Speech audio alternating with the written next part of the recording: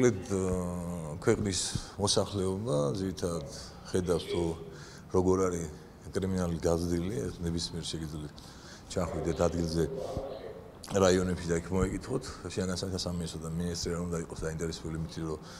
ქაღალდზე ასე ვთქვათ გამოსწორებული სტატისტიკა ანახოს ხალხს და ისე მოაბრუნოს და დააბრუნოს შევარდნაძის პერიოდი რა პერიოდშიც